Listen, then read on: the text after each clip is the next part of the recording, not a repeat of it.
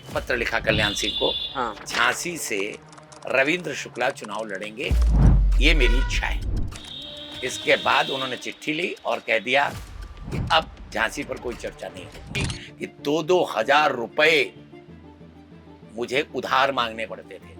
मुलायम सिंह चाहते थे कि सभा में चले जाएं, हाँ। दबाव बन रहा था, हाँ। मेरे ऊपर रिकवरी निकाली गई। ऐसा कुछ कांड हुआ कि एक संघ के स्वयंसेवक के साथ किसी ने बदतमीजी कर दी। अब उस टीम में जो उस बदतमीजी का बदला लेने के लिए जो बनी, उसमें मैं भी था, तो मुझे विद्यालय से निकाल दिया गया। पिताजी ने जब ये देखा कि ये कॉलेजों से निकाले गए हैं, विद्यालयों से निकाले गए हैं, तो उन्होंने पढ़ाई बंद कर दी। इमरजेंसी का दौर क्या था उस समय? झांसी में क्या हालात थे उस समय? 10th और इंटर का 35वां इस जिले का सेंटर था, जिला कारागार झांसी परीक्षा का। सबसे पहले जो विधायक बने भारतीय जनता पार्टी से, अग्निहोत्री जी बने। मैं यहाँ से बस भर के गया, ले गया विद्यार्थियों की, छात्र नेताओं की, और मैंने लखनऊ में जाकर विरोध किया टिकट कटवाने के लिए। जी। जोकनबाग में शाह जी संघ के कार्यकर्ता थे, उनके घर में बैठक हुई। मेरी बातचीत हुई और उनका टिकट कटा, राजेंद्र जी को टिकट मिला। बुंदेलखंड में भाजपा की पहली जीत। जो यहाँ से चुनाव लड़ रहे थे वो मुकीम के पिता थे, मुस्लिम थे, और यहाँ एक नारा लगा, गाय हमारी माता है और वो उसको खाता है। इस नारे ने पूरा वातावरण बदल दिया। आपके भी टिकट का खूब विरोध हुआ कि 17 वर्ष से लेकर के और 30 वर्ष तक का युवक पागल हो गया था मेरे लिए चुनाव। पूरे बुंदेलखंड से केवल 5 लोग जीते थे। 56 लोग पूरे उत्तर प्रदेश से। अच्छा, 91 का कैसा चुनाव रहा? जो लोगों ने उस समय बहुत सपोर्ट करना शुरू कर दिया, फिर इसके बाद अगली बार भी यही हुआ, फिर अगली बार, लगभग 4 बार तक लगातार मुझे लड़ने की आवश्यकता नहीं हुई। यही सेम मुद्दा आपने जब उठाया तो आपको बर्खास्त कर दिया गया। लखनऊ एयरपोर्ट पर उतरा तो पत्रकारों ने पूछा कि वंदे मातरम की क्या स्थिति है, तो मैंने कहा कि अनिवार्य है। तो अगले दिन अखबारों में सुर्खियां बनी, अंग्रेजी में लिखा था सीएम मिसचीफ टू पीएम। तो हमसे कहा गया बैकडेट विड्रॉ करो। अच्छा, मैं ना मुझसे डिटेल बात की गई ना कुछ किया, उन्होंने कहा कि इसको विड्रॉ कर लो, लेकिन मेरे मुंह से निकला कि मैं नहीं विड्रॉ करूंगा। अच्छा, बुंदेलखंड में यदि देखें भाजपा की 15 से भी ज्यादा विधायक हैं, आपको लगता है कि आपकी तरह कोई मुखर आज भी है जो बोलता है जनता के मुद्दों पे, अपनी सरकार से लड़ने की कुव्वत रखता है? बिल्कुल नहीं, बोल ही नहीं सकते। अच्छा, जब 1998 में आपको मंत्री पद से हटाया गया या बर्खास्तगी हुई या आप हट गए, तो सरकार में एक वो तो था कि शुक्ला जी को निपटा दिया है, लेकिन 2002 में वही भाजपा फिर से आपको टिकट देती है, फिर झांसी से चुनाव लड़ाती है। झांसी से चुनाव लड़ाया गया, लेकिन हराने की भी व्यवस्था पूरी की। रमेश शर्मा जी की जीत का कारण क्या था? जो लोग वहाँ बैठक में बैठते थे, प्लान करते थे, वही लोग रात में उनके यहाँ बैठते, क्योंकि डायरेक्ट फाइट की गई। हमको चारों तरफ से घेरा गया, घर का बेदिलंग कटाए। जैसे विभीषण ने रावण को मरवा दिया, वैसे मुझे लोगों ने मरवा दिया। डमडम व्यास के भाई बड़े, उनको यहाँ लाया गया चुनाव लड़ाने के, मुझे हराने के। अच्छा, लोकसभा भी लड़ाया भाजपा ने? लोकसभा लड़ाया जी, हाँ, उसमें भी निपटाया। उसमें भी बाकायदा बहुत बड़े नेता लगे मुझे हराने। जैसे बिहारी लाल जी आपके समय विधायक थे, आज आप यहाँ मार्बलस में बैठे हैं, भाजपा ने उनको मेयर बना के बैठा दिया। कार्यकर्ता का जो है मूल्यांकन नहीं है, अब तो और कुछ मूल्यांकन है जिसमें मैं फिट नहीं बैठा। अच्छा, क्या कारण है कि झांसी में आज तक समाजवादी पार्टी का खाता तक नहीं खुला? प्रदेश में कई बार सरकार बना चुके हैं अखिलेश जी के, उसमें झांसी में नहीं खुल सकता। आगे भी संभावना नहीं? कभी संभव, वो कभी सपा नहीं जीत सकती, बसपा जीत सकती है, कि सपा नहीं जीत सकती। इसके बाद आपने एक अखबार शुरू किया, राष्ट्रबोध। हमने बहुत व्यवस्था के साथ अखबार शुरू किया, अखबार बहुत पॉपुलर हुआ। आपने वकालत कर ली? 6 साल मैंने वकालत की। ठीक। आपने राजनीति कर ली, आपने पत्रकारिता कर ली, कभी यूपीएससी या यूपीपीसीएस तरफ ट्राई नहीं किया? तब नहीं, मैंने पीसीएस जे क्वालिफाई किया। अच्छा, अब रवि शर्मा जी हैट्रिक मार चुके हैं झांसी में, आगे टिकट मिला और जीत गए तो आपके उस पर रिकॉर्ड पे पहुंच जाएंगे। उनके कार्यकाल को आप 3 बार के कार्यकाल को कैसे देख रहे हैं? नहीं, देखिए, मैं टिप्पणी नहीं करूंगा, ये तो जनता जाने, वो जाने, उनको, हम इसमें टिप्पणी नहीं। क्या यूजीसी के बाद वाकई में आपका धैर्य जवाब दे गया था? आपको लगा था कि मैं इस्तीफा दे देना चाहिए मुझे? कि यूजीसी ला करके क्या लाभ हुआ मुझे तो नहीं मालूम, नुकसान हुआ ये मुझे मालूम। बाटी चोखा पार्टी लखनऊ में होती है, पाठक जी के आवास पे। जाय विधाता दारुण दुख देई, ताकि मत पहले हर ले। बाकी सब लोगों की बैठकें होती हैं, उस पर चर्चा नहीं हुई। लेकिन ब्राह्मण बैठ गए तो चर्चा हो गई। आपने सभी मुख्यमंत्रियों का कार्यकाल देखा। सर्वश्रेष्ठ कार्यकाल अगर किसी का मानूंगा मैं तो कल्याण सिंह। और उस समय रविंद्र शुक्ला जाते हैं कल्याण सिंह जी से, कहते हैं मेरा डीएम अभी हटना 5 मिनट। उन्होंने ये नहीं पूछा क्यों हटना। मुलायम सिंह का कार्यकाल कैसा रहा आपकी नजर में? ना अपील, ना वकील, ना दलील। बहन जी का कुछ मामलों में उनका ठीक था। क्या रविंद्र शुक्ल जी झांसी सदर सीट से फिर से टिकट मांगेंगे? क्या आवेदन करेंगे? क्या झांसी से फिर से विधायक बनना चाहेंगे? आगामी 27 को लेकर क्या चल रहा है? क्योंकि थोड़ी थोड़ी सुगबुगाहट शहर में होने लगी है। चले थे धरा का अंधेरा मिटाने, स्वयं ही तिमिर में गिरे जा रहे हैं। चले थे बने दीप घर घर जलाने, हमारे दिए ही बुझे जा रहे हैं। बहुत बहुत स्वागत है आपको मंत्री जी। नमस्कार।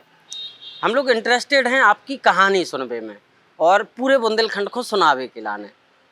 फर्रुखाबाद से कैसे झांसी आबो भाव और फिर कैसे झांसी के होके रह गए, कैसे ही झांसी के प्रेम में फंस गए आप कि झांसी की जनता ने 4-4 बार विधायक भी बनाओ, फिर झांसी ही हो, और लगातार आज भी आप लगातार काम कर रहे हैं अलग अलग क्षेत्र में। देखिए ऐसा है, मैं एक ऐसे गांव में पैदा हुआ हूँ, आपने गांव का नाम लिया रायपुर जी, जिसकी आबादी ही 500-600 थी। छोटा सा मजरा था।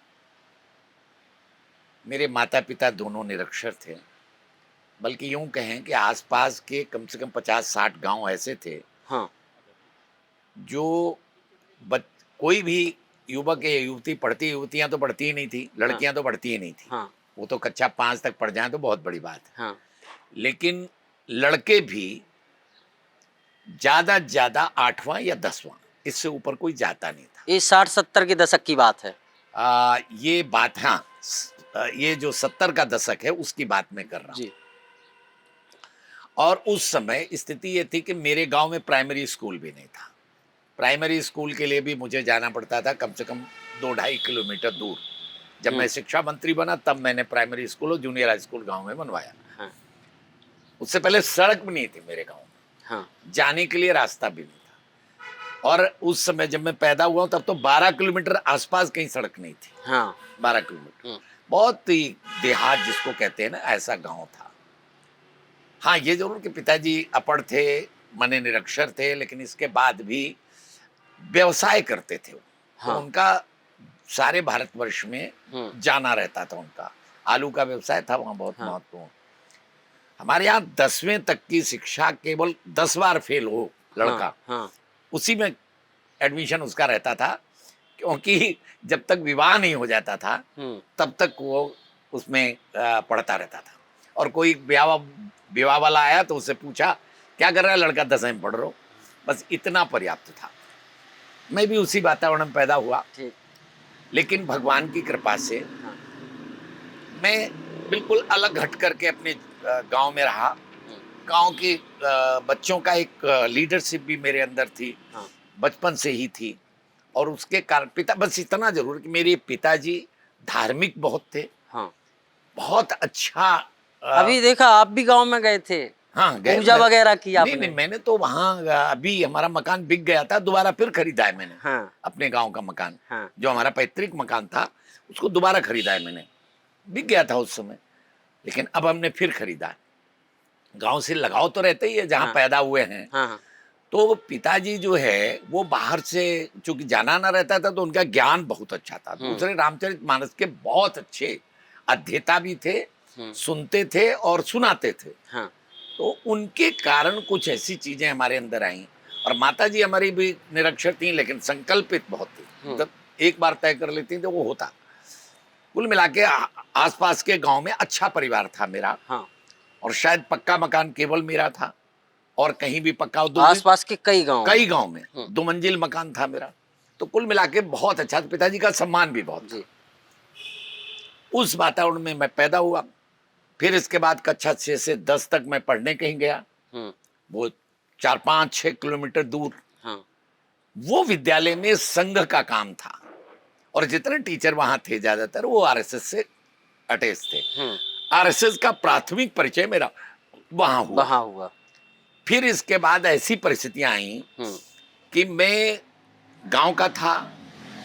जब पढ़ने के लिए क्रिश्चियन इंटर कॉलेज गया तो वहां किसी ने बदतमीजी कर दी मेरे साथ। उस बदतमीजी में मैं बर्दाश्त नहीं कर पाया, तो वहां से जो बदतमीजी का जवाब दे करके मैं भाग आया गाँव, और फिर गए ही नहीं। किसी को नहीं मालूम मैं क्यों आया। मैंने कहा पढ़ूंगा नहीं, मैं घर का काम करूंगा, खेती का काम करूंगा। मैंने खेती का काम किया। इसके बाद 1 साल बाद फिर मन खराब हुआ, तो मैंने कहीं एडमिशन लिया। ठीक। वहां जो है संघ के रेगुलर वर्किंग में आ गए हम, छिबरामऊ में। हाँ। फिर इसके बाद वहां से ऐसा कुछ कांड हुआ कि एक संघ के स्वयंसेवक के साथ किसी ने बदतमीजी कर दी। अब उस टीम में जो उस बदतमीजी का बदला लेने के लिए जो बनी, उसमें मैं भी था, तो मुझे विद्यालय से निकाल दिया गया। फिर मैं सिकंदरपुर गया, वहां भी संघ के कारण वहां जो मैनेजर के पुत्र थे वो सब कांग्रेसी थे। उन लोगों ने कुछ ऐसा किया जिसके कारण फिर हम साल के बाद 11वां जब हमने वो किया, उसी साल ओटीसी चले गए। हाँ। संघ के प्रशिक्षण में। हाँ। लौट के जब आए पता चला वहां से भी निकाल दिए गए। तब 3 बार निकाले गए। मैं एक बार अपने आप छोड़ दिया विद्यालय। हाँ। Christian inter college Farrukhabad. हाँ। फिर हीरालाल कॉलेज छिबरामऊ में एडमिशन लिया। हाँ। वहां वो एपिसोड हुआ जो मैंने बताया, वहां से निकले। हाँ। फिर मैं वहां से निकल सिकंदरपुर गया। हाँ। वहां एडमिशन लिया, वहां भी वो संघ के कारण जो है मैं जब आया लौट करके तो पता चला कि मैं वहां से कह दिया गया कि भाई कहीं दूसरी जगह जाओ, दूसरी व्यवस्था देख लो। हाँ। फिर इसके बाद वहां से टीसी लेकर के हमारा एडमिशन कराया गया फर्रुखाबाद में भारतीय इंटर कॉलेज में, और संघ कार्यालय में रखा गया मुझे। वो सब चीजें ठीक हो गई। हाँ, ये जरूर कि बीच में पिताजी ने जब ये देखा कि ये कॉलेजों से निकाले गए हैं, विद्यालयों से निकाले गए हैं, तो उन्होंने पढ़ाई बंद कर दी। लेकिन संघ के प्रचारक, चूंकि मैं ओटीसी कर चुका था प्रथम वर्ष, तो हमारे जो जिला प्रचारक थे वो घर गए, पिताजी से कहा कि पढ़ना चाहता पढ़ाओ। पिताजी ने कहा हम नहीं पढ़ाएंगे। तो वो हमको ले आए घर से और उन्होंने एडमिशन करवाया आके, और वहां से फिर हमारा जीवन प्रारंभ हुआ दूसरी तरह से। कार्यालय में रहना, ट्यूशन पढ़ाना, उसी से अपना गुजारा करना। और अच्छा, घर से नहीं मिलता था फिर? ना, पैसा बंद कर दिया गया था बिल्कुल टोटल। हाँ। मैंने 12वें से मैंने नहीं जाना घर का कोई सहयोग मिला हो। हाँ। कक्षा 12 से लेकर के और पूरी पढ़ाई मैंने अपने पैरों पर खड़े की है। और फिर वहां से पता चला कि हम संघ कार्यालय पर रहते थे, वहां से जिला प्रचारक जी का ट्रांसफर यहाँ पर हो गया, ठाकुर संकटा जी, तो वो यहाँ आ गए विभाग प्रचारक होके। हाँ। तो हम तो चूंकि पहले से ही तनखैया थे, पिताजी को ये लगा कि ये संघ का हो गया। हाँ। यानी गांधी जी के हत्यारों से मिल गया। हाँ। तो इसलिए स्वाभाविक, और पूरा परिवार हमारा कांग्रेसी था।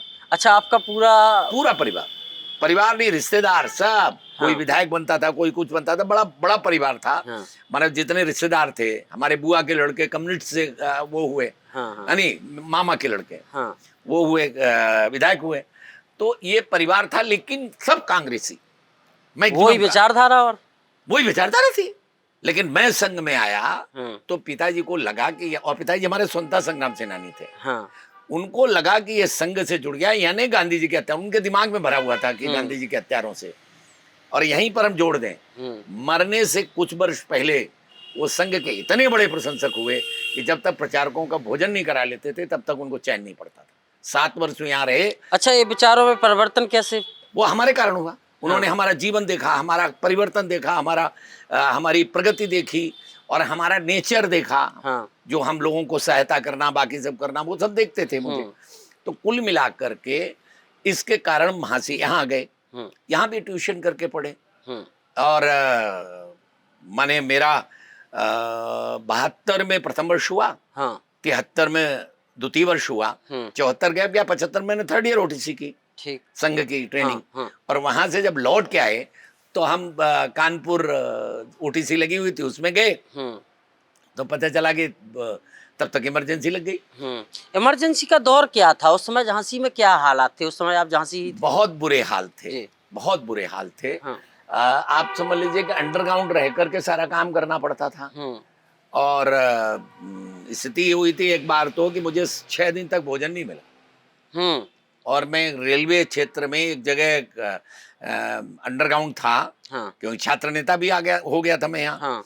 तो अंडरग्राउंड रह करके वहां पर हम संघ का काम कर रहे थे, अंदर अंदर जो पर्चे लाना कानपुर से, फिर यहाँ पर बांटना और बाकी सब करना, रात को लिखाई करना दीवालों पर। हाँ। ये सब चलता था। तो एक बार ऐसा हुआ कि जिनके यहाँ मैं रुका हुआ था वो ताला लगा करके केवल मेरा कमरा खोला छोड़ के बाकी सब भाग गए। तो उसके कारण मुझे 6 दिन तक पड़े रहे हम वहाँ। उसी समय मेरे को बुखार आ गया, तो मेनिंजाइटिस हो गया, और मेनिंजाइटिस हो गया जर्मनी हॉस्पिटल में एडमिट हुए हम। हाँ। मरने से बचे, पूरा जीभ कट गई, बाकी सब हुआ, खैर बहुत गंभीर हुआ था मामला। तो कुल मिलाकर के फिर हमने यहाँ पर जो है वो बीए किया। उस समय कानपुर यूनिवर्सिटी थी बीए। हाँ। फिर इसका बीए के बाद एलएलबी किया, तो एलएलबी के समय बुंदेलखंड यूनिवर्सिटी बन गई थी। हाँ। तो बुंदेलखंड यूनिवर्सिटी से किया, लेकिन प्रथम वर्ष मैंने जेल से किया, इमरजेंसी में जेल में थे, तो हम वहीं से हमने किया है। हाँ। और फिर इसके बाद एक और चीज यहाँ जोड़ दें। हाँ। कि 10th और इंटर का 35वां इस जिले का सेंटर था, जिला कारागार झांसी परीक्षा का। उनकी सबकी मार्कशीट में लिखा हुआ है जिला कारागार झांसी। जी, बहुत सारे लोग, एग्जाम सेंटर बन गया जी, एग्जाम सेंटर था, क्योंकि इतने लोग वहां बंद थे। तो उनका मैं प्रमुख था, मैं मुख्य शिक्षक भी था वहाँ। हाँ। उनको पढ़ाता भी था, और वो सब फर्स्ट क्लास पास हुए, और नकल नाम की चीज नहीं, बहुत सख्ती थी उस समय। तो खैर नकल की कोई कल्पना ही नहीं कर सकता था। तो 35वां सेंटर था वो इस जिले का। तो वहां से फिर निकल के आए। हाँ। कुल मिलाकर के 74 में भी 2 बार जेल में मैं रहा। एक बार भी ये जो आयुर्वेदिक कॉलेज में एडमिशन लिया था, हाँ। वहाँ रोडवेज और आयुर्वेदिक कॉलेज का झगड़ा हुआ था, उसमें जेल में रहे 18 दिन। हाँ। फिर इसका जेपी मूवमेंट में 22 दिन जेल रहे। हाँ। फिर इसके बाद इमरजेंसी में लगभग 7 महीने रहे। और मेनिंजाइटिस ना होता तो शायद हम जेल से बच जाते, लेकिन मेनिंजाइटिस होने के बाद तय हुआ कि नहीं, आपको जेल जाना है, क्योंकि स्वास्थ्य खराब है, जेल में ठीक रहेगा, यहाँ ज्यादा अंडरग्राउंड। तो कहाँ, जर्मनी अस्पताल से ही ले गए थे जेल? नहीं। हाँ। नहीं, बाद में हम चले गए थे यहाँ से। अच्छा। और लौट के आके गिरफ्तारी दी थी। गिरफ्तारी दी थी। अच्छा, एक इमरजेंसी के दौर में जेल गए आप, इसके बाद फिर 1989 में पहला विधानसभा चुनाव लड़ा जी। इसके बीच का जो समय है करीब 12-15 साल का, उस दौरान क्या रहा? उस देखिए, ऐसा है, मैं छात्र नेता था संघ के, हर माने इस महानगर तक के, जिले तक के कई पदों पर मैंने काम किया है। संघ का ही काम करता। पहले तो 10 साल संघ रह ही रहा। हाँ। फिर इसके बाद पढ़ाई भी करता रहा साथ साथ, और छात्र नेता भी था। तो छात्र नेता के रूप में कई अध्यक्षों को चुनाव लड़ाया। बहुत सारे अध्यक्षों को चुनाव लड़ाया, और बहुत बड़े एपिसोड हुए। बहुत सारी FIR लॉन्च हुई मेरे खिलाफ। तो कुल मिला के उस समय करते रहे। इमरजेंसी के बाद तो अलग चीज हो गई। जब हम लौट के आए इमरजेंसी में, तो पूरे बुंदेलखंड का दौरा हुआ। मैं जेपी मूवमेंट का था ही। तो बाद में लोकतांत्रिक युवा मोर्चा बना। जब जनता पार्टी बनी, हाँ, तो लोकतांत्रिक युवा मोर्चा बना। उस लोकतांत्रिक युवा मोर्चा का मैं विभाग का संयोजक बना। मैं इस बीच में विद्यार्थी परिषद का संगठन मंत्री भी हुआ, पूर्णकालिक हुआ। हाँ। तो ये सब करते करते, और मुझे लगता है बुंदेलखंड का ऐसा कोई 1000 आबादी वाला गांव हो जो छूट गया हो मुझसे। हाँ। सब जगह मेरा प्रवास हुआ है, सभी जगह विद्यार्थी जीवन। और बांदा में तो अंबिका पांडे जी को चुनाव लड़ाने गया था, मैं 1 महीने रहा वहाँ। मुझे भेजा गया था संगठन की ओर से, और उस समय मेरी आयु बहुत कम थी, मेरे से 22 साल 23 साल थी। अच्छा, बुंदेलखंड में हम देखते हैं सबसे पहले जो विधायक बने भारतीय जनता पार्टी से, उस समय 21 सीटें थी शायद, अग्निहोत्री जी बने। हाँ, वो बने 80 में। हाँ, झांसी से। हाँ, उनको आप कैसे देखते हैं? उनके साथ काफी आपका वो रहा होगा। बहुत निकट, हम तो कार्यालय में साथ रहे जी, बहुत निकट। वो संगठन मंत्री थे। हाँ। और संगठन मंत्री को कभी टिकट नहीं मिलता।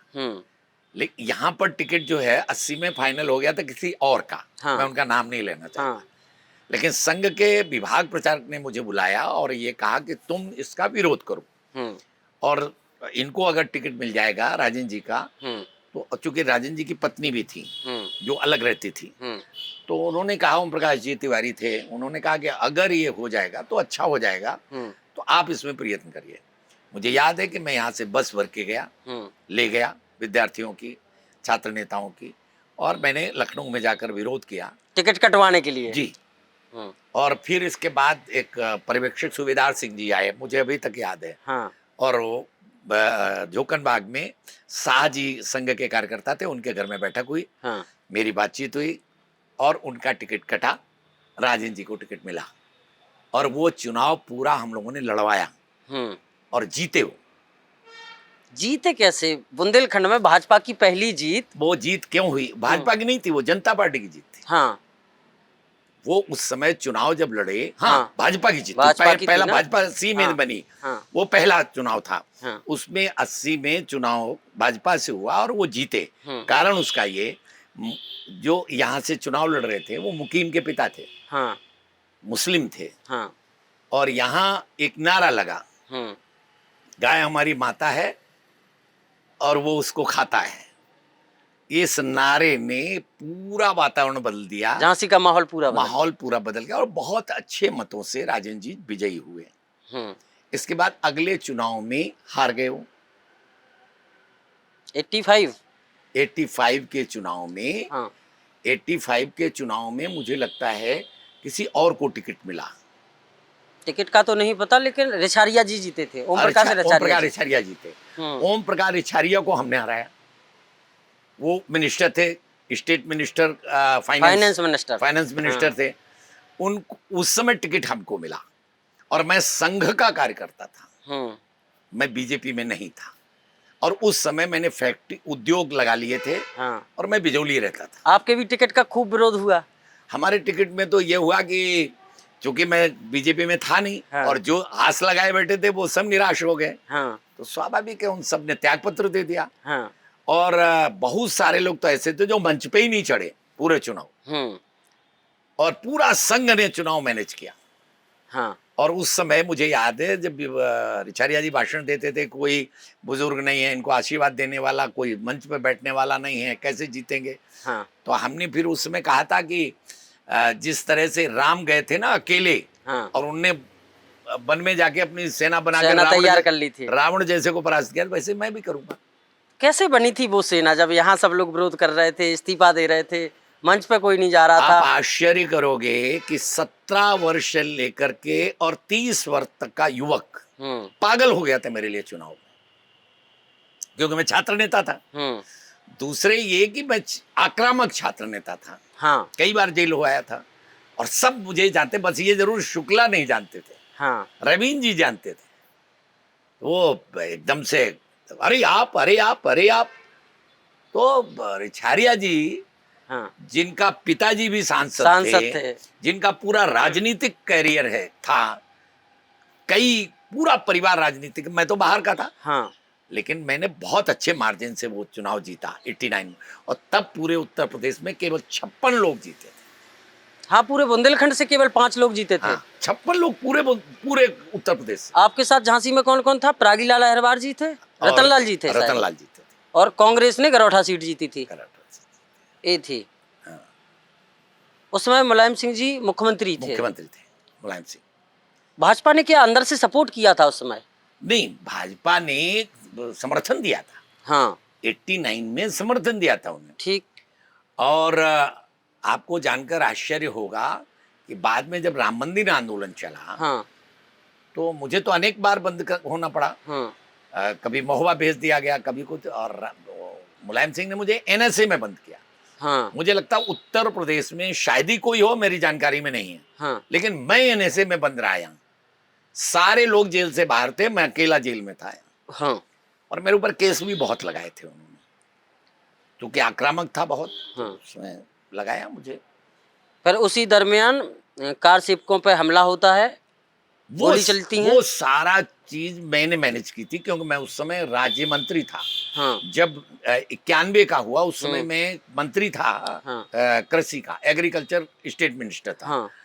उस समय सारी व्यवस्था, यहाँ लाखों कार्य सेवकों को रोकना, उनके भोजन की व्यवस्था, बाकी सब मेरी जिम्मेदारी थी सरकार की ओर से। हाँ। तो जब वो सरकार गिरी, हाँ, तब भी हम यहीं थे। जब 3 सरकारें भंग हुई ना, 4, हाँ, 4 सरकारें थी उस समय प्रदेशों में। हाँ। चारों सरकारें कांग्रेस ने भंग कर दी उसी चक्कर में। अच्छा, 91 का कैसा चुनाव रहा यहाँ का? बहुत अच्छा रहा मेरा। हाँ। तो 91 भी में मेरा बहुत अच्छा चुनाव रहा। तब तो विरोध खत्म हो गया होगा? हाँ, लगभग। हाँ। लगभग खत्म हो गया था। लेकिन कुल मिलाकर के चूंकि हमने अपनी जड़ें जमा ली थी, हाँ। बहुत अच्छी वर्किंग थी, तो स्वाभाविक है कि लोगों ने उस समय बहुत सपोर्ट करना शुरू कर दिया। फिर इसके बाद अगली बार भी यही हुआ, फिर अगली बार, लगभग 4 बार तक लगातार मुझे लड़ने की आवश्यकता नहीं हुई। हाँ। और सबसे बड़ी बात ये कि बहुत कम पैसे में चुनाव हुआ। आप आश्चर्य करेंगे, पहला चुनाव कुल 1.5 लाख रुपए में लड़ा था, हाँ। और एक वाहन था, बाकी कोई वाहन नहीं थे कहीं, सब मोटरसाइकिल और स्कूटर से। पहला चुनाव, उस समय क्रेज था युवाओं में, लेकिन बहुत क्रेज था, बहुत क्रेज। अच्छा, आज वंदे भारत को लेकर उसी भारतीय जनता पार्टी की सरकार ने अनिवार्य कर दिया है। वंदे भारत मातरम गीत, हाँ, वंदे मातरम गीत को वंदे लेकर, मातरम गीत, वंदे मातरम गीत को लेकर, राष्ट्रगीत को लेकर, यही सेम मुद्दा आपने जब उठाया तो आपको बर्खास्त कर दिया गया। और दूसरी एक चीज ये है, कल्याण सिंह जी को आप गुरु मानते हैं, कई रिपोर्टों में ऐसा लिखा है। उन्होंने खुद आपसे कहा, अटल जी ने आपसे कहा कि इसको वापस ले लो, लेकिन आपने नहीं लिया। अटल जी ने नहीं कहा। हाँ, मुझसे, मेरी पत्नी को ब्लड कैंसर था ठीक। और हम टाटा हॉस्पिटल में थे। अगर वहां ना होते तो शायद हमारे साथ ये घटना नहीं घटती।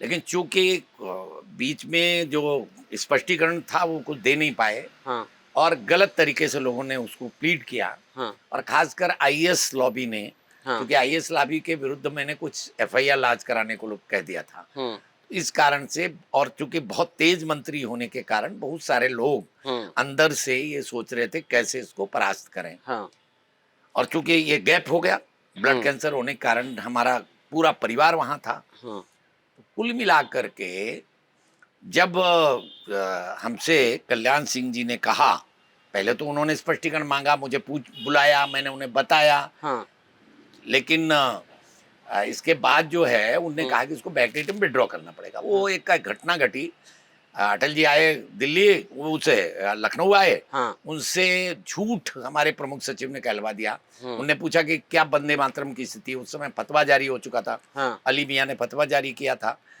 तो उनको उस समय प्रेस कॉन्फ्रेंस में वो प्रधानमंत्री थे, तो उनसे कहलवा दिया कि वंदे मातरम लागू नहीं है। और इसके बाद मुझे टेलीफोन गया, जब ये मालूम हो गया कि, इसके बाद मैं आया, मुझे लगता है कि वो अब तारीख मुझे ध्यान नहीं है, नवंबर था, तो मैं जब यहाँ आया, 14 नवंबर शायद, मुझे अब नवंबर ध्यान नहीं है, तो जब मैं यहाँ आया, हाँ, क्या नाम, लखनऊ, एयरपोर्ट पर उतरा, तो पत्रकारों ने पूछा कि वंदे मातरम की क्या स्थिति है, तो मैंने कहा कि अनिवार्य है। तो अगले दिन अखबारों में सुर्खियां बनी, अंग्रेजी में लिखा था सीएम मिस्चीफ टू पीएम, और लगभग सभी अखबारों की हेडिंग थी कि मुख्यमंत्री ने प्रधानमंत्री को गुमराह करके ये बयान दिलवाया, जबकि वंदे मातरम अनिवार्य है, और मेरे हवाले से हो गया। तो स्वाभाविक है कि गुस्सा आया उन लोगों को। फिर ये तरीका निकाला गया, कल्याण सिंह जी ने मुझसे कहा टेलीफोन करके कि इसको जो है बैकडेट में विड्रॉ करना पड़ेगा, अटल जी जिस दिन आए हैं उससे पहले विड्रॉ कर लो, तो ये हो जाएगा। विड्रॉ हो चुका था, वो उस दिन वो नहीं था। उसी बीच में पासवान ने, रामविलास पासवान ने उनके खिलाफ विशेषाधिकार हनन का प्रस्ताव दे दिया था, क्योंकि उन्होंने लोकसभा में भी यही जवाब दे दिया था। तो वो ये आ गया कि विशेषाधिकार हनन का प्रस्ताव, तो हमसे कहा गया बैकडेट में विड्रॉ कर लो। अच्छा, मैं ना मुझसे डिटेल बात की गई, ना कुछ किया, उन्होंने कहा कि इसको विड्रॉ कर लो, लेकिन मेरे मुंह से निकला कि मैं नहीं विड्रॉ करूंगा। इसके बाद उनके सचिव का भी टेलीफोन आया, लेकिन मैंने उसको मना कर दिया। परिणाम स्वरूप मुझे 4 दिसंबर को सवेरे मालूम पड़ा बीबीसी लंदन से कि आपको बर्खास्त कर दिया गया है। कब? 98 हाँ, 4 दिसंबर 98 को ये हो गया। तो इसके बाद मैंने जो बयान दिया था बीबीसी, कैसा लग रहा है आपको? मैंने कहा मैं संघ का तृतीय शिक्षक स्वयंसेवक हूँ, मेरे लिए सिद्धांत बड़े हैं, बाकी चीजें छोटी हैं, ये पद क्या। इसके बाद कल्याण सिंह जी का बयान ये आया कि मुझे बिना विश्वास में लिए हुए रवीश शुक्ला ने ये जारी किया। मुझे जब ये पता चला, मैं आया, संभवतः वो 6 तारीख थी, 6 दिसंबर को मैं लखनऊ आया, और जिस फाइल पर कल्याण सिंह जी ने दस्तखत किए थे, अनुमोदन लिया गया था, हाँ क्योंकि बजट में व्यवस्था हुई थी, मैं यहाँ था भी नहीं, तो बजट की व्यवस्था के लिए वो फाइल जब हमें भेजी जा रही थी तो हमने कहा आप उसमें लिख दो कि दूरभाष पर अप्रूवल ले लिया गया है, और कल्याण सिंह जी को लिख दो कि वो अप्रूवल देना चाहें, ऐसा लिखा जाता है। हाँ गई फाइल, उनने दस्तखत किए, उस पर अप्रूवल दिया। हाँ हमारे तो दस्तखत भी नहीं थे उस फाइल में। अनिवार्य करने की एक कल्प योजना करके लागू किया था, इसमें सर्वांग पूर्ण परिवर्तन करना था, हाँ। संस्कार सम शिक्षा बनाना था। तो उसके कारण जो है, जब हम आए तो प्रेस ने घेरा जब, तो मैंने कहा कल हमारे गुरुदेव हैं वो, लेकिन उन्होंने कहा कि हमने विश्वास में नहीं लिया, ये गलत है, ये लो कागज, ये देख लो, हमारे तो इस पर दस्तखत भी नहीं है, व्यवस्था तो सब उनकी है, उन्हीं ने दस्तखत किए हैं, बजट में व्यवस्था हुई है। हाँ। तो मेरा इसमें दोष कहाँ से हो गया? फिर इसके बाद इसको घुमाने का प्रयत्न किया गया, ये कहा गया कि भाई हो सकता है कि रविंद्र शुक्ला पर कुछ और आरोप हैं होंगे। हाँ। ऐसा संघ के लोगों से भी, मैं नाम नहीं लूंगा, वरिष्ठ लोगों से झांसी में कहलवाया गया। हाँ। कि केवल उनके ऊपर यही आरोप नहीं है, और भी आरोप हैं। हाँ। तो जब ये कहा गया तो मैं उस दिन आगरा था, मुझे याद है कि मथुरा में बयान दिया गया श्रद्धेय कल्याण सिंह जी के द्वारा कि इनके ऊपर और भी आरोप हैं। हाँ। और मैं 12 को आगरा में था, तो आगरा में मैंने बयान दिया कि अगर एक भ्रष्टाचार का आरोप रविंद्र शुक्ला पर सिद्ध हो जाएगा तो मैं हजरतगंज में इस शरीर को समाप्त कर लूंगा, पृथ्वी का भार नहीं बनूंगा, ये बयान दिया मैंने। इसके बाद 5 IAS अधिकारियों की एक टीम बनी, कमेटी बनी, मेरे जितने निर्णय थे उन सब की समीक्षा हुई, और प्रभु कृपा से मेरे ऊपर एक भी आरोप कोई लगा नहीं पाया। अच्छा, बीच में एक सवाल, आप विधायक रहे, 4 बार रहे लगातार, मंत्री भी बने दो बार, 3 बार। हाँ, मुझे किसी का याद है बेसिक शिक्षा का। देखिए पहले 91 में, हाँ, फिर मायावती जी के साथ शपथ ली, हाँ, फिर कल्याण सिंह जी के साथ शपथ ली, हाँ, तो 3 बार हो गया। तो मंत्री बने रहे दोनों उसमें। हाँ। उस समय जितने आप मुखर थे, हाँ। आज हम आसपास बुंदेलखंड क्षेत्र में देखते हैं इतने मुखर नहीं हैं विधायक। देखिए कारण है उसका, हाँ, कि वो बीजेपी और आज की बीजेपी, या वो राजनीति और आज की राजनीति, ये जमीन आसमान का अंतर है। हाँ। मैं आज कह सकता हूं कि उस समय हाँ, हमारे विपक्षी भी, जिनको हमने हराया, हाँ, वो भी बेईमान नहीं थे। हाँ, वो भी बेईमान नहीं थे। उस समय बेईमानी का कोई कल्पना ही नहीं थी। उस समय 3000 रुपए तो विधायक को वेतन मिलता था कुल। मैं डीजल के लिए भी पैसे नहीं होते थे। मुझे याद है एक विधायक हमारे ऐसे थे जिन्होंने विधायक रहने के बाद उसमें अतर्रा में 500 रुपए की कपड़े की दुकान पे नौकरी की। विधायक रहते हुए, रहने के बाद बहुत अच्छी तरह, हमारे संघ के पहले संगठन मंत्री थे वो। हाँ। उसके जनसंघ के। हाँ। बाद में वो वहां से चुनाव लड़े, कुरील जी थे। हाँ। वहां से लड़े, जीते वो, मानिकपुर से वहां वो विधायक रहे। हाँ। विधायक 5 वर्ष रहने के बाद एक बार मैं मिलने गया तो मेरे मित्र थे। हाँ। पता चला कि वो कपड़े की दुकान पे 500 रुपए की नौकरी कर रहे हैं। बताओ, स्थिति ये थी उस समय तो भ्रष्टाचार और बेईमानी कोई सोच नहीं सकता था। मैंने इस झांसी को जहां से विकास किया, लोग मेरे यहाँ बैठे रहते थे, पूछते थे अब कौन सी सड़क निकल रही, अब कहां पर आप बनवा रहे हैं, अब सड़क किधर से निकाल रहे हैं।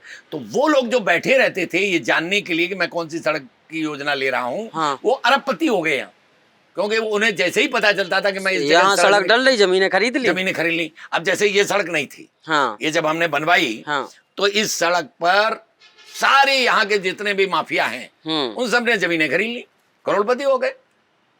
अच्छा, मैंने कभी सोचा ही नहीं है सब विकास किया। ये आप आश्चर्य करेंगे, हाँ। ये जो खालसा वाला पहाड़ जब मैंने कटवाया, हाँ। तब वहां बाहर जो है 10 रुपए फीट जो है जमीन थी, और जैसे ही कटवाया 30 हुई, 60 हुई, अब देखो हजारों में।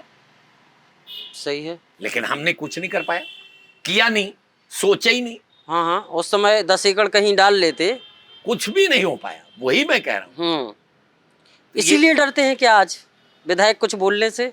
नहीं, वो आज स्थिति ये है कि आज जिसके हाथ पत्थर के नीचे नहीं दबे होंगे, हाँ हाँ, अर्थात जिनके कर्म ठीक होंगे, हाँ, वो मुखर होके बोल सकते हैं, लेकिन जो पंगा नहीं ले सकते हैं सरकार से। हाँ, मैंने कभी आज तक, यहाँ कोई राजनीतिक व्यक्ति नहीं होगा हाँ, जिसने राजनीतिक लाभ ना उठाया हो। रविंद्र शुक्ला एकमात्र व्यक्ति है जिसने ना पेट्रोल पंप लिया, ना गैस की एजेंसी ली, हाँ, ना कुछ किया, सबने लिया।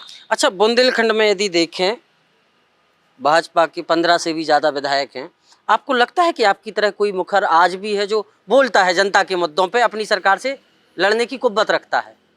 बिल्कुल नहीं, बोल ही नहीं सकते, उसके कई कारण हैं। हाँ, बोल नहीं सकते।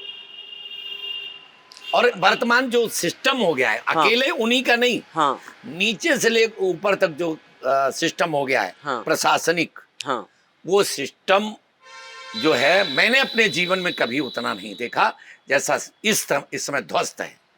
मतलब ये समझ लीजिए, बाकी सब चीजें ठीक हैं, मान लीजिए योगी जी के कारण जो है गुंडाई कम हुई, हाँ, लेकिन बाकी चीजें बढ़ी हैं। जो इंस्टीट्यूशनल भ्रष्टाचार है, हाँ, उस पे मोदी जी के और योगी जी के कारण लगाम लगी है, केंद्र के कारण लगाम लगी है, लेकिन इंडिविजुअल भ्रष्टाचार तो बढ़ा है। हाँ, इंडिविजुअल भ्रष्टाचार कम थोड़ी हुआ, ज्यादा हुआ है, और इस सीमा तक हो गया है कि अब तो ये लगता है कि शायद अब कुछ बचेगा नहीं, सब कुछ समाप्त हो गया। अच्छा, जब 1998 में आपको मंत्री पद से हटाया गया या बर्खास्तगी हुई या आप हट गए, तो सरकार में एक वो तो था कि शुक्ला जी को निपटा दिया है, लेकिन 2002 में वही भाजपा फिर से आपको टिकट देती है, फिर झांसी से चुनाव लड़ाती है। नहीं, ऐसा है, झांसी से चुनाव लड़ाया गया, हाँ, लेकिन हराने की भी व्यवस्था पूरी की। वो कैसे? वो तो अंदर अंदर वो किया गया। हाँ, जो हमारे साथ थे वही विरोध में सब थे। हमको कहा गया कि आप चुनाव को मैनेज नहीं करेंगे। वो पहला चुनाव था जो मैंने मैनेज नहीं किया। हाँ, पहला चुनाव था। अच्छा, आप लड़ रहे थे, आप ही मैनेज नहीं कर सकते? हाँ, उससे कहा गया कि ये चुनाव हम लोग देखेंगे, आप इसमें हस्तक्षेप नहीं करेंगे। ठीक। परिणाम स्वरूप जो लुटेरे थे वही डोली के संग थे। रमेश शर्मा जी की जीत का कारण क्या था? यही जीत का कारण था कि जिनसे हम अपेक्षा करते थे, जिन पर विश्वास करते थे, जहां से चुनाव मैनेज, हम तो चूंकि जहां से चुनाव हमारा मैनेज होता था, हाँ, हम उसी हिसाब से चले। हाँ, और मैं निर्मल मन से मैंने सब स्वीकार किया। हाँ, लेकिन पता चला जो लोग वहां बैठक में बैठते थे, प्लान करते थे, वही लोग रात में उनके यहाँ बैठते थे, रात में वहां बैठते थे। ब्राह्मणों में बिखराव हुआ था क्या? ब्राह्मण वोट बट गए थे? ना। हाँ, मुझे तो हराने में अपने ही चिराग से हमारे घर को आग लगी। कोई हरा ही नहीं सकता, क्यों? वोट हमको इतने मिले थे, हाँ, कि अगर सब एक ना होते, हाँ, तो हम हरा नहीं सकते थे। क्योंकि अगली बार हम 48,000 वोट पाके हार गए, हाँ, और 35,000 वोट में अगली बार विधायक बना साहू, कैलाश साहू। कुल 35, आप देख लीजिएगा 35,000 वोट हैं, नहीं है। और हम 48,000 वोट पाके, 47,000 कुछ थे वोट पाके भी हार गए। क्योंकि डायरेक्ट फाइट की गई, हमको चारों तरफ से घेरा गया, झूठी झूठी बातें कही गई, जैसे, और चूंकि अपने ही लोग लगे। अब जो क्या होता है, जैसे घर का आदमी अगर घर का भेदी लंका डाहे, जैसे विभीषण ने रावण को मरवा दिया, हाँ, वैसे मुझे लोगों ने मरवा दिया। यही हुआ, यही है। आप अगर निकालेंगे, आप तो पता कर लेंगे, सब देखेंगे क्या क्या हुआ था। पता चला सामग्री यहां से उठा करके घर में भर दी, जो बाद के 10 चुनाव तक निकलती रही। हाँ, बाद तक निकलती रही वो छपी हुई। अच्छा, लोकसभा भी लड़ाया भाजपा ने? लोकसभा लड़ाया जी, हाँ, उसमें भी निपटाया। उसमें भी बाकायदा बहुत बड़े नेता लगे मुझे हराने में। और वैसे तो 2009 के चुनाव में लोकसभा में भाजपा की दुर्गति हुई थी पूरे देश में। हाँ, केवल हम ही अकेले नहीं थे, हाँ। पूरे देश में दुर्गति हुई थी। अच्छा, 2009 में आप हारे सो हारे, शर्मा जी को भी हरा दिया। शर्मा जी भी तो थे उस 2009 वाले में, बसपा से थे। नहीं, बसपा से थे वो। हाँ। उस समय दुर्गति हो गई थी, बहुत बहुत दुर्गति हो गई। अब क्या है, 27 का चुनाव आ रहा है। दूसरा ये कि आपको अनुभव एक बड़ा है, मुझे लगता है झांसी क्या बुंदेलखंड में, यूपी बुंदेलखंड में भारतीय जनता पार्टी ने सबसे ज्यादा आपको चुनाव लड़ाया। 5 बार विधानसभा टिकट दिया, 1 बार लोकसभा दिया। आपके अलावा किसी और को दिया क्या इतनी बार मौका? नहीं दिए, और कई लोग हैं जो पार्टी आर्टी बदले, वो लोग लड़े, लेकिन हम हमारे हिसाब से बीजेपी में हिसाब से तो मैं ही जैसे बिहारी लाल जी आपके समय विधायक थे, लेकिन कांग्रेस से। आज आप यहाँ मार्बलस में बैठे हैं, भाजपा ने उनको मेयर बना के बैठा दिया। कभी मलाल नहीं लगता? नहीं, बिल्कुल नहीं लगता, क्योंकि मैं तो केवल एक बात कहता हूँ, चले थे धरा का अंधेरा मिटाने, स्वयं ही तिमिर में घिरे जा रहे हैं। चले थे बने दीप घर घर जलाने, हमारे दिए ही बुझे जा रहे हैं। अब वो फैक्टर नहीं रहे। अब कार्यकर्ता का जो है मूल्यांकन नहीं है। हाँ। अब तो और कुछ मूल्यांकन है जिसमें मैं फिट नहीं बैठता। भाजपा की एक नई थ्योरी है, नया पैमाना हो गया क्या? नहीं, सभी दलों की राजनीति का चेहरा ही वैसा हो गया। अच्छा, क्या कारण है कि झांसी में आज तक समाजवादी पार्टी का खाता तक नहीं खुला? प्रदेश में कई बार सरकार बना चुके हैं अखिलेश जी के, उसमें झांसी में नहीं खुल सकता, आगे भी संभावना नहीं, कभी संभावना नहीं। इसके पीछे की मुख्य वजह जैसे जो यहाँ का चुनावी गणित है, हाँ। या यहाँ की जो वोटर की स्थिति है, वो ऐसी है कि वो कभी सपा नहीं जीत सकती, बसपा जीत सकती है, कि सपा नहीं जीत सकती। अच्छा, 2009 का जो उपचुनाव हुआ था उसमें आपने अध्ययन किया था क्या? कैलाश साहू और ब्रजेंद्र कुमार व्यास डमडम महाराज वाला 9-12 वोट का कुछ अंतर था। देखिए उस संबंध में मैं ना बोलूं तो ज्यादा अच्छा है। कुल मिला के जो स्थिति थी वो मैं आपको बता रहा हूं कि उस समय वोटों का विभाजन हुआ था, बहुत बुरी तरह वोटों का विभाजन हुआ था। वोटों के विभाजन में कम वोट पे आदमी जीत जाता है, वो हुआ था। अच्छा, आप और मुझे तो अगर मने वो ना आ जाते, व्यास ना आते, 2002 के चुनाव में अगर व्यास को ना ले आया जाता और स्वयं घर में गद्दारी ना होती, तो वो चुनाव ही मुझे कोई हरा नहीं सकता। उसमें घर में जानबूझ करके व्यास भाजपा के थे, वहां से लाया गया यहाँ पर, डमडम व्यास के भाई बड़े, उनको यहाँ लाया गया चुनाव लड़ाने के लिए, मुझे हराने के लिए। और ये प्लानिंग बाकायदा, अब क्या कहें। कौन सा 2002 वाला? 2002। तो उसमें 3 ब्राह्मण लड़ रहे थे, शर्मा जी, भुल्लन व्यास और आप। तो ये घेरा गया था मुझे, और लाया गया था बीजेपी के द्वारा, उनको लाया गया था बाकायदा, उनको टिकट दिलाया गया मुझे हराने के लिए। ठीक है, आप चुनाव हार गए 2002 का। इसके बाद आपने एक अखबार शुरू किया, राष्ट्रबोध। सौभाग्य से कुछ समय हमें भी उसमें लिखने का मौका मिला। तो उसको शुरू करने के पीछे क्या मंशा थी, क्या थी कि अब ठीक है, चुनाव जीते नहीं जीते अखबार के माध्यम से जनता के मुद्दे उठाएंगे, या कुछ और? 2 कारण थे जी। एक तो अंदर फ्रस्ट्रेशन बहुत था। मैं चाहता था कि जो पतन हो रहा है चारित्रिक राजनीति में, उस चारित्रिक पतन को ठीक करने के लिए मुझे हुंकार देनी होगी। उस समय कई अखबार वाले मुझसे नाराज हो गए थे, प्रमुख अखबार वाले। उसका कारण था कि वो जो चाहते थे किताबों वाले मामले में, वो चाहते थे, वो हमने उनकी बात मानी नहीं, और हमने ओपन कर दिया पूरे इसको। उनको नुकसान हुआ, वो गांठ बांध के बैठ गए और मेरे खिलाफ खड़े हो गए। उसमें प्रमुख अखबार के मालिक थे, ठीक है ना। और स्वभाव नहीं है मेरा झुकने का बहुत ज्यादा, तो मैं झुका नहीं। एक वो कारण था। हमने बहुत व्यवस्था के साथ अखबार शुरू किया, अखबार बहुत पॉपुलर हुआ, और कितना 16 तक चला। हाँ 2003 से 16, 13 वर्ष। लेकिन जब वो व्यवस्था मेरे से परिवर्तित हुई, बच्चों के पास पहुंची, तो वो उतना झेल नहीं पाए जितना मैंने झेला। बंद हुआ, क्योंकि मुझे लग रहा था कि अगर ये लोग चलाएंगे तो मैं तो प्रॉफिट में ले गया था उसको, मैं घाटे में नहीं था। हाँ लेकिन ये लोग सब घाटे में ले गए उसको, तो जब घाटे में पहुंच गया तो हमने कहा बंद करो फिर। दूसरे एक चीज और, हाँ एक एफिडेविट आ गया था कि आपको सर्कुलेशन का एफिडेविट देना पड़ेगा। हाँ तो वो झूठा एफिडेविट है, सब जितने दे रहे हैं सब झूठा है।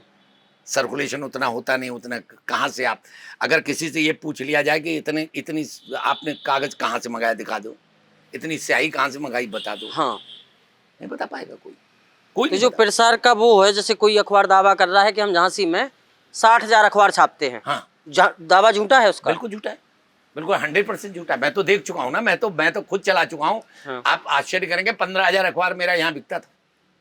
लेकिन उसका जो ऑडिट होता है वो कुछ ऑडिट नहीं होता, जो आपने दे दिया वो दे दिया, ऑडिट कुछ भी नहीं होता है।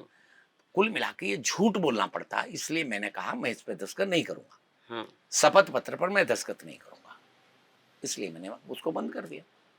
अच्छा, आपने वकालत कर ली? 6 साल मैंने वकालत की। ठीक। आपने राजनीति कर ली, आपने पत्रकारिता कर ली, हाँ? कभी यूपीएससी या यूपीपीसीएस तरफ ट्राई नहीं किया? एक ही वो बचा है स्तंभ। नहीं, मैंने पीसीएस जे क्वालिफाई किया। हाँ 78 में, और इंटरव्यू में चूंकि उससे पहले जेल हुए थे तो फेल हो गए, होना ही था। वो भी मतलब चारों स्तंभ पे मजबूत पकड़ सब में।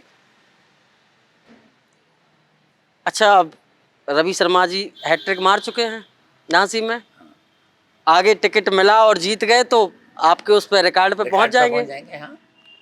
उनके कार्यकाल को, आप 3 बार के कार्यकाल को कैसे देख रहे हैं? मैं इस पर टिप्पणी नहीं करूंगा, कुछ भी नहीं। देखिए, मैं टिप्पणी नहीं करूंगा, ये तो जनता जाने, वो जाने उनको, हम इसमें टिप्पणी नहीं करेंगे, उचित नहीं है। मैं बड़ा हूं जी, इसलिए किसी के छोटे के बारे में कोई टिप्पणी करना मेरा, और वो भी जिसको मैं अपना जीवन मानता हूं, जिस विचारधारा को, उसमें है वो स्वाभाविक है कि मैं इसका कोई टिप्पणी नहीं। आपने कहा मैं बड़ा हूं, वो छोटे हैं, बड़े के नाते कोई सलाह जरूर है कि भाई राजनीति की दिशा जो परिवर्तित हुई उसको कहीं न कहीं ठीक करने की आवश्यकता है। ये आपकी सलाह है। आगे 27 के चुनाव को आप कैसे देखते हैं? बुंदेलखंड को लेकर, बुंदेलखंड की 19 सीटों को लेकर, झांसी की 4 सीटों को लेकर, और खासतौर पर झांसी सदर को लेकर।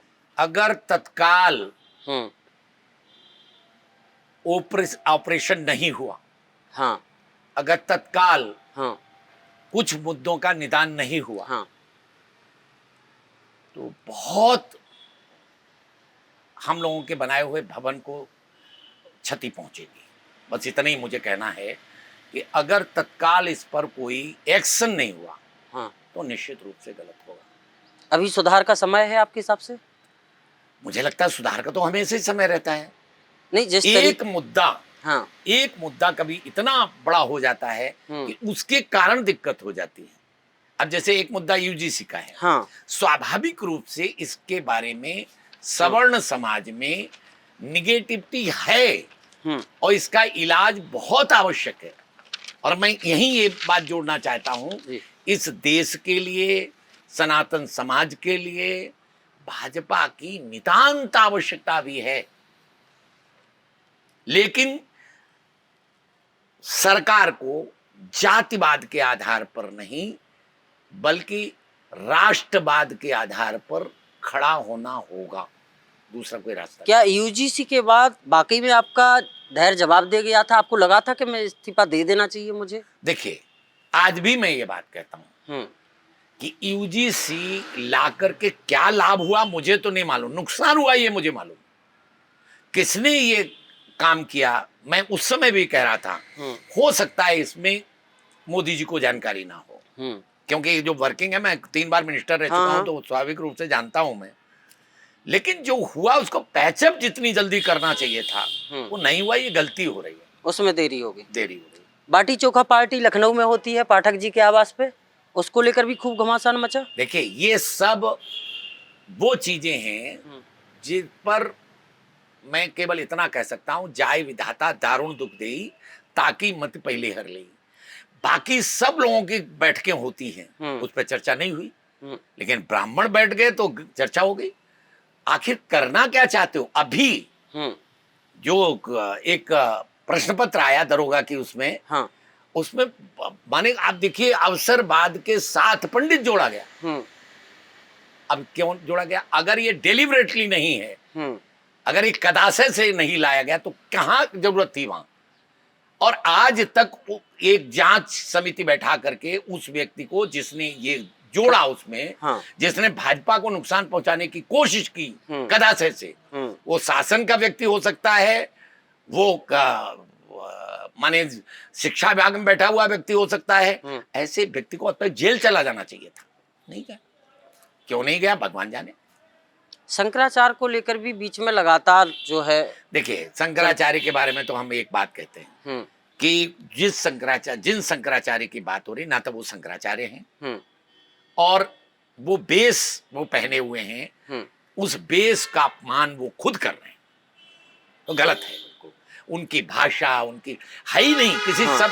भाई संत का मतलब क्या है? क्या संतत्व तो उनके अंदर है क्या? ये विचार करने की। हाँ, ये भी गलत है। चोटी पकड़ के जो वीडियो आया था खींच रहे, तत्काल उस व्यक्ति को सस्पेंड होना चाहिए था, टर्मिनेट होना चाहिए था, वो भी गलत है। अच्छा, इन तमाम क्षेत्रों के साथ साथ आपने साहित्य को लेकर भी बहुत समय दिया है, बहुत काम कर रहे हैं, और शत्रुघ्न को लेकर आपने एक उनका चरित्र लिखा है, जो बताया जा रहा है कि विश्व में इकलौता उनका चरित्र है। तो कैसे इसको देखने की आवश्यकता है, कैसे आपने अपने अंदर उतारा है? देखिए क्या है, मैंने जिन कमियों को समाज के अंदर अनुभव किया है, मुझे लगा कि मैं राजनीति से ज्यादा सनातन धर्म के लिए काम कर सकता हूँ। और भगवान की कृपा से जब मैंने सोचा 2019 में, उसके परिणाम ये हुए कि आज विश्व के 37 देशों में संगठन है हिंदी साहित्य भारती, और गिनीज बुक में नाम है, भारतवर्ष के प्रत्येक प्रदेश में है, और हिंदी भाषी क्षेत्रों के जिलों जिलों में है, महानगरों में है। इतना बड़ा संगठन बन गया, ये भगवान की कृपा है। आज आप चाहे आप विकिपीडिया से पूछिए, चाहे आप गूगल से पूछिए, वो कहेगा सबसे बड़ा संगठन है। इतना बड़ा संगठन बन गया, मैं संतुष्ट हूँ। साहित्य जगत का, साहित्य जगत का नहीं है। हमने नारा दिया है, मानव बन जाए जग सारा, ये पावन संकल्प हमारा। मानव बनाने की प्रक्रिया या शक्ति ये केवल सनातन में है। दुनिया में धर्म एक है, सनातन, बाकी सब संप्रदाय हैं, मजहब हैं, पंथ हैं, मत हैं, रिलीजन है। ये सब समानार्थी हैं, लेकिन धर्म इसका समानार्थी नहीं है। वहां उपासना पद्धति का आग्रह है।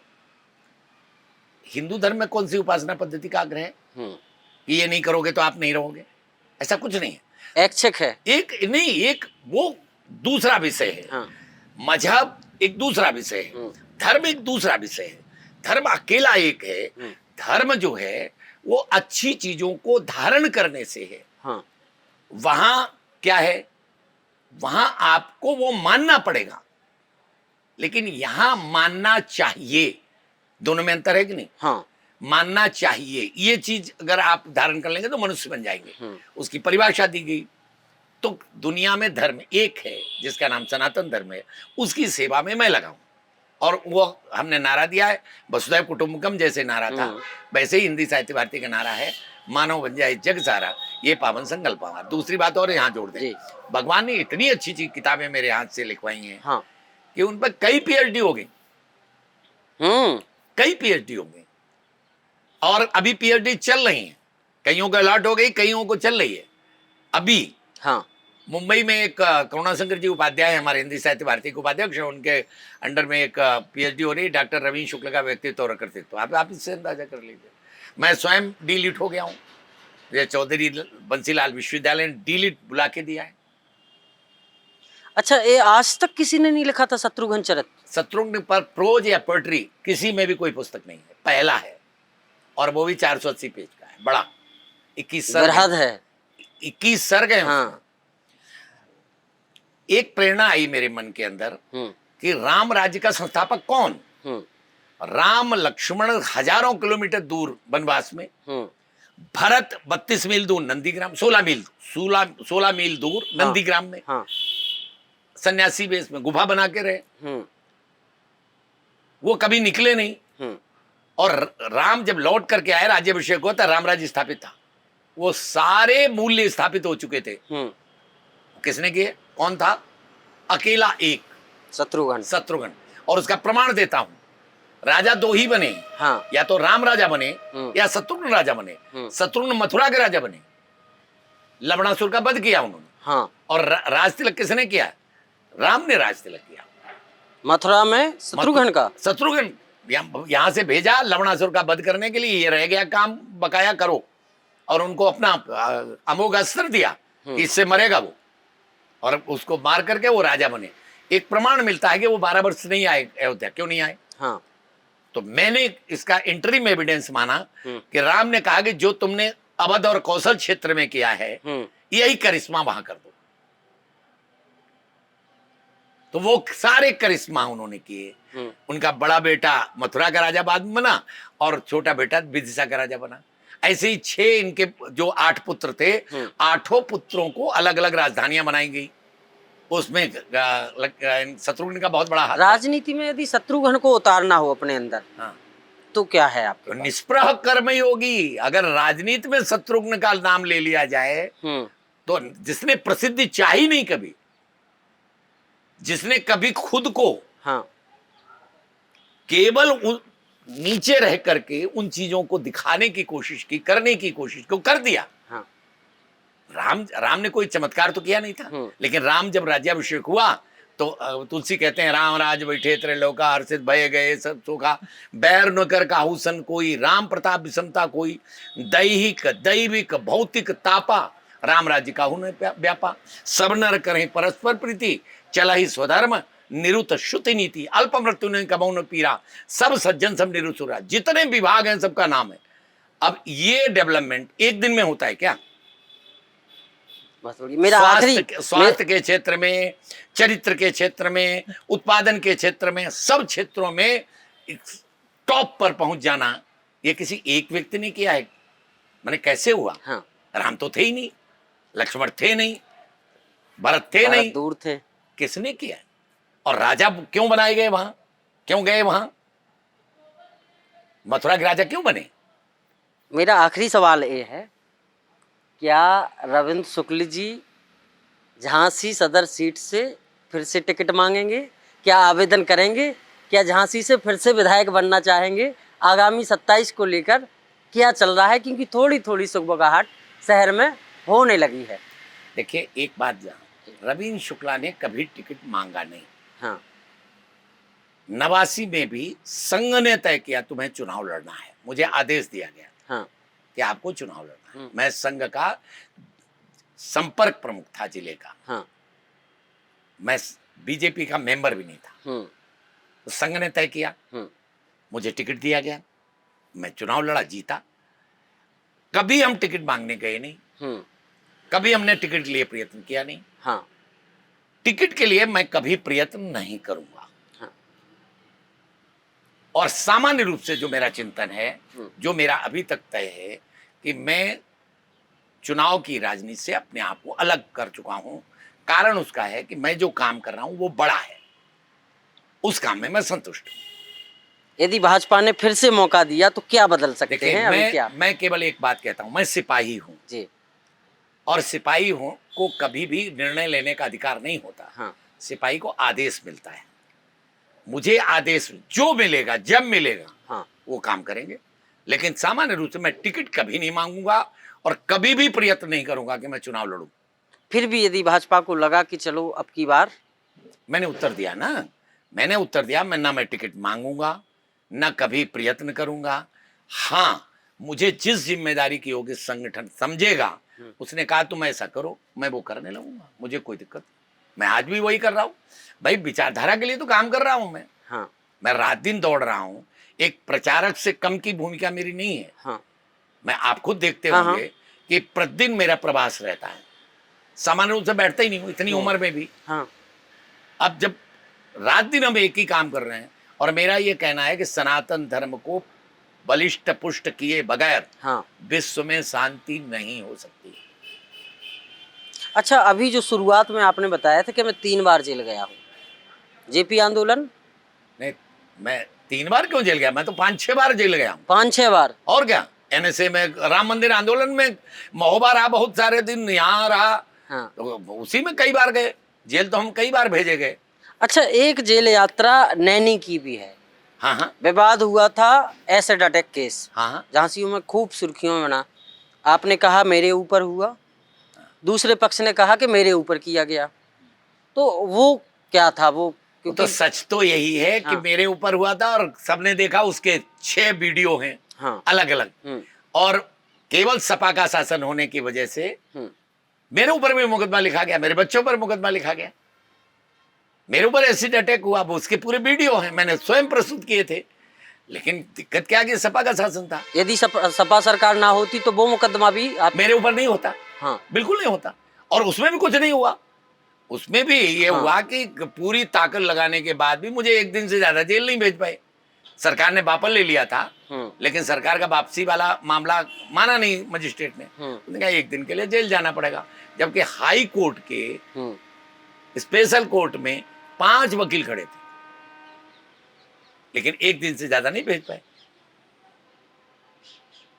ये भी था, तो हमने कहा पूछ लें, लोग कहेंगे वो तो पूछा ही वो नहीं। तो झूठा, बिल्कुल गलत है वो, बिल्कुल झूठ केस, सब जानते हैं, सबके सामने हुआ, आंखों के सामने हुआ। अच्छा, एक हम आखिरी पूछना चाहते, क्योंकि आपका जो व्यक्तित्व है बहुत बड़ा है और करियर उससे भी ज्यादा बड़ा है। आपने सभी मुख्यमंत्रियों का कार्यकाल देखा, मुलायम सिंह जी का, मायावती जी का, राजनाथ सिंह जी का, कल्याण सिंह जी का, गुप्ता जी का। इनमें से आपको क्या लगता कि किस में क्या खासियत थी, कुछ चंद शब्दों में? सर्वश्रेष्ठ कार्यकाल अगर किसी का मानूंगा मैं, तो कल्याण सिंह जी का मानूंगा। कल्याण सिंह जैसा डिसीजन लेने वाला मेरे जीवन में कोई राजनीतिक व्यक्ति दिखाई नहीं दिया, और बिल्कुल निष्पक्ष भाव से। आप आश्चर्य करेंगे कि आज एक उप मुख्यमंत्री ये कहता है कि मुझे मालूम भी नहीं मेरे विभाग के ट्रांसफर हो गए। और उस समय रविंद्र शुक्ला जाते हैं कल्याण सिंह जी से, कहते हैं मेरा डीएम अभी हटना 5 मिनट में। उनने ये नहीं पूछा क्यों हटना। इतनी स्वतंत्रता। 1968 के बीटीसी बेरोजगार हमने सब नौकरी में लगा दिए। बीएड वाले लाखों नौकरी में लगा दिए। बताओ आप, अगर कल्याण सिंह नहीं होते जी तो मैं ये काम कर सकता था क्या? लाखों के ट्रांसफर कर दिए। आज किसी प्राइमरी स्कूल के ट्रांसफर करके बताओ आप, उस समय हमने लाखों को नौकरी दी, लाखों के ट्रांसफर कर दिए। 1 रुपया किसी का लगा हो तो बता दे, ढूंढ लेना आप। अच्छा, ये सिस्टम भी नहीं चलता था कि करवा दिया और ले लिया? आप आश्चर्य करोगे, ये हमने वो काम किए जो लीक से हटके थे।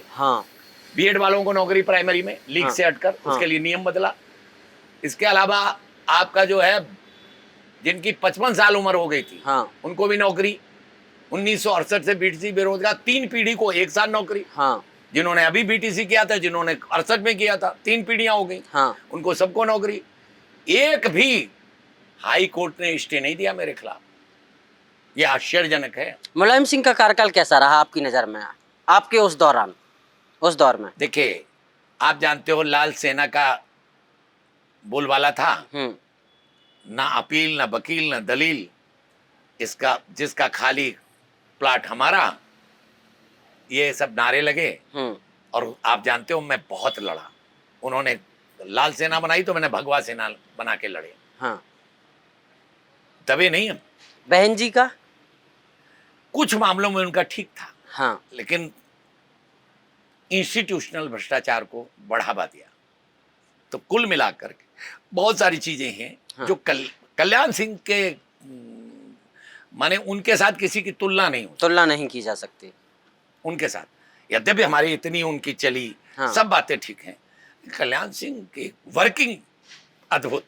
कल्याण सिंह आपके राजनीतिक गुरु कैसे हैं, थोड़ा इसको भी क्यों आपको लगता है अंदर से? नहीं, गुरु नहीं, बाकायदा गुरु। बाकायदा गुरु। जब मैं राजनीति में था ही नहीं, हाँ मैं संघ का था। हमारे ठाकुर संगटा जी ने एक पत्र लिखा कल्याण सिंह को, हाँ झांसी से रविंद्र शुक्ला चुनाव लड़ेंगे, ये मेरी इच्छा है। इसके बाद उन्होंने चिट्ठी ली और कह दिया कि अब झांसी पर कोई चर्चा नहीं होगी। पूरी ताकत सबने लगाई, राजेंद्र जी सहित, हाँ राजेंद्र जी सहित, और टच से मस नहीं हुए। आप जिसके टिकट के लिए लड़ गए दूसरे का टिकट कटवाते रहे। अब आप मुझे लगता है कि इस संबंध में अगर जनता से पूछोगे तो वो जवाब देगी, मुझसे मत पूछिए। मैंने हमेशा उनकी इज्जत की, राजेंद्र जी की, और पूरा चुनाव झांसी का उन्होंने कभी नहीं लड़ा। उनके लोकसभा में चुनाव मैंने लड़ा, सारा पैसा मैंने खर्च किया, और कभी हमारे दिमाग में नहीं आया कि उनका कहीं भी क्षति हो। लेकिन पता नहीं क्या कारण रहा, उनके दिमाग में अंत तक कभी मैं प्रिय नहीं हो पाया उनका। लेकिन हमारी उनकी कभी हॉट टॉक नहीं हुई पूरे कार्यकाल में, कभी हॉट टॉक नहीं। ये मर्यादाएं भी बनी रही। और जबकि मेरे खिलाफ जो षड्यंत्र चलते रहे उसमें कई लोग मिलकर के षड्यंत्र करते रहे, और उसी कारण जो है मेरा राजनीतिक जीवन जो है वो वापस हुआ। मतलब बहुत सारे लोग लगे थे, उनके नाम लेने उचित नहीं है, लेकिन मिल करके, जैसे अभिमन्यु को घेर कर मारा गया, वैसे ही मुझे मारने की कोशिश सब लोगों ने की। परमात्मा की यही इच्छा थी, मैं इसको ये मानता हूं। लेकिन कुल मिलाकर के मैं संतुष्ट हूं। मैं आज जनता के सामने आपके चैनल के माध्यम से कहना चाहता हूं, मंत्री रहने के बाद भी जब मैं आया था राजनीति में 3 फैक्ट्रियों का मालिक था। मैंने 88 में लंबा इनकम टैक्स पे किया है। हाँ। और मैं BHEL का बहुत बड़ा सप्लायर था। वो तीनों फैक्ट्रियां चौपट हो गई राजनीति में आने से। और मजेदार बात बताते हैं, बीजेपी में 3-4 पहिया वाहन थे केवल पूरे संघ परिवार में। हाँ। उसमें एक था मानवेंद्र सिंह के पास, उनके पास जीप थी जो ससुराल से मिली थी जी। एक त्रिभुवननाथ त्रिवेदी जो चुनाव लड़े थे, उनके पास थी एम्बेसडर जो LIC से मिली थी। हाँ। रविंद्र शुक्ला ने अपनी श्रम से प्रीमियर पद्मिनी खरीदी थी। और राजनीति में जाने का कारण भी वही बना, क्योंकि जितने संघ के अधिकारी होते थे उनको लेकर के मैं ही बुंदेलखंड में घूमता था। और जब वहां घूमता था तो उसी में प्रांत प्रचारक ने कह दिया चुनाव लड़ना है तुम्हें। आप सोच लो, तो चुनाव तो ऐसे लड़ गए हमने तो टिकट उस समय भी नहीं मांगा था। हाँ। कहा गया संघ से कि तुम्हें चुनाव लड़ना है, विवाह प्रचारक जी ने कहा नहीं चुनाव लड़ना।